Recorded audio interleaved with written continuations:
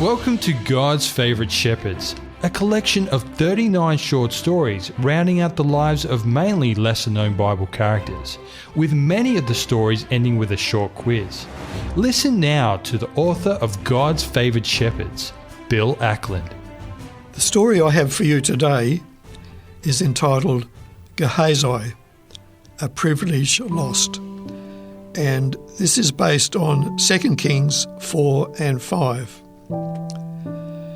My fingers and toes are but stubs now. I sense that the day of my death is not far away.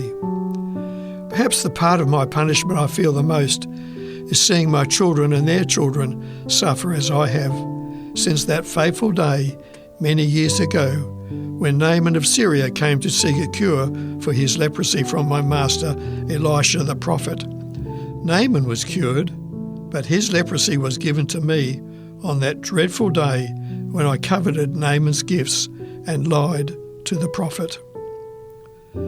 I was raised in a small town in the tribal territory of Ephraim. My father was a Levite, and my parents had high hopes that I would follow in his steps, filling the same role at the temple in Jerusalem, where my father had been a gatekeeper all his adult life.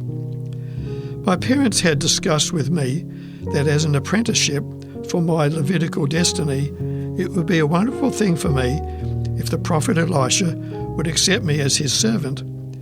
This would involve doing many of the mundane duties around his home, going on assignments for him, caring for his donkeys and many other duties. It would also involve cooperating with Elisha in his role as God's prophet. Work such as this would be an honour for any young man, giving me an insight into Elisha's life and prophetic ministry. It would prepare me for the role God had purposed for all the adult males of the tribe of Levi. As Elisha agreed to take me as his servant, I commenced my service for him with a keen sense of anticipation.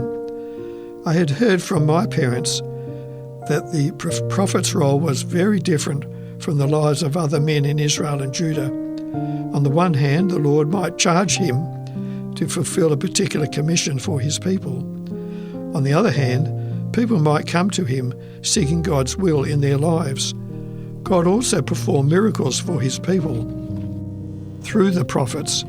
It was this aspect of Elisha's work that I was involved in when I had been with him for only a short time.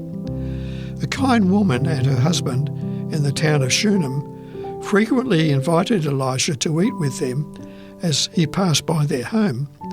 One day the woman suggested to her husband that it would be a good thing to build a room for the prophet on the roof of their house so that he could stay there overnight or to rest for shorter periods. On one visit, Elisha asked me to inquire of the Shunammite woman if there was something he could do for her to show her he appreciated her kindness. "Perhaps I could speak to the king for you," he said, "or even to the commander of the army." When I spoke to her, she said that she was quite happy to stay where she was, as many of her relatives and friends lived nearby. Elisha then asked me if I had a suggestion. The only thing I could think of was that this couple had no children, and her husband was now an old man. "Tell her to come to my room," Elisha said. When she came to the doorway, Elisha gave her the surprising news that she would have a baby boy this time next year. Torn between her desire for a son and the apparent impossibility that this could happen, the woman told my master not to mock her. True to Elisha's word, she gave birth to a son at the exact time he had foretold. When the boy was still a toddler, he ran out into the field one day where his father's reapers were gathering in the new season's grain. The day was hot, too hot for the child. He succumbed from the heat, and no matter what his mother did, he died at noon that day. Even though she was distraught, the mother remained calm and asked her husband if he could spare one of the young men to saddle 2 donkeys and go with her to visit the prophet. Though he was mystified why she would want to go on such a mission, he agreed. She was soon on her way. While she was still some distance away from Elisha's home, Elisha saw her and he asked me to run to meet her to see what the problem was.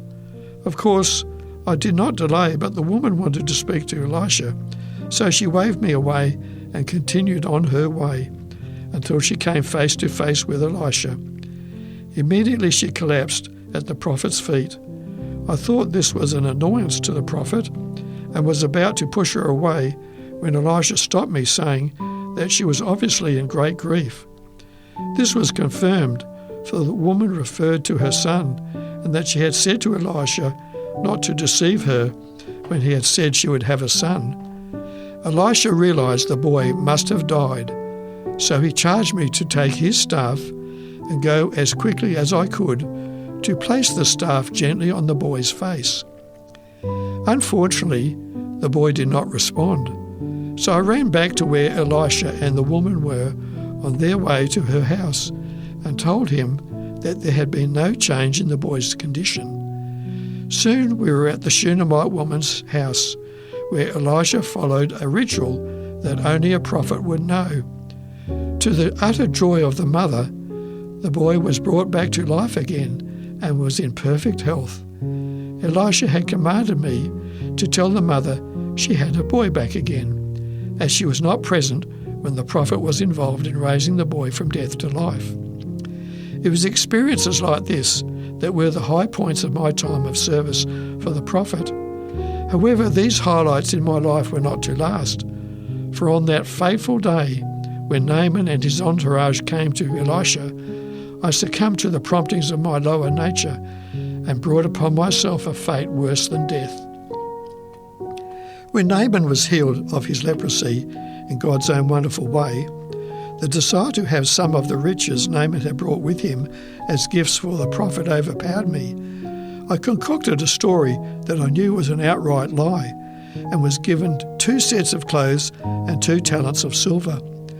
When I arrived back at the prophet's house, I was confronted by my master, to whom God revealed that I had coveted the gifts and then lied to cover up my wickedness. It was then that I heard those dreadful words that were to change my life forever. Naaman's leprosy shall be upon you and on your descendants down through all your generations.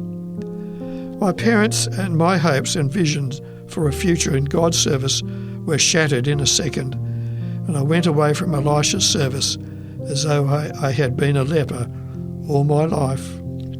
Years later, I saw the Shunammite woman again.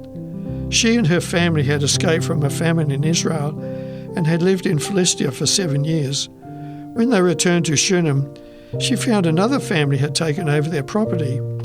Seeing this as a violation of their inheritance rights, the woman appealed to the king, who sought verification of her story from me.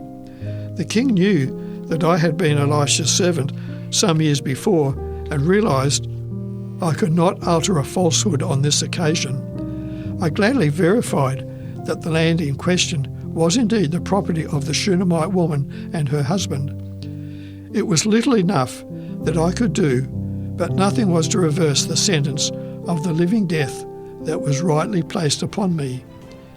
It had been a privilege to serve the Lord's prophet all those years ago, a privilege, but a privilege lost. You've been listening to God's Favoured Shepherds, a book with 39 short stories rounding out the lives of mainly lesser-known Bible characters. If you have any comments or questions, or to obtain a copy of this book, give us a call within Australia on 02 4973 3456 or send an email to radio@3abnaustralia.org.au. We'd love to hear from you.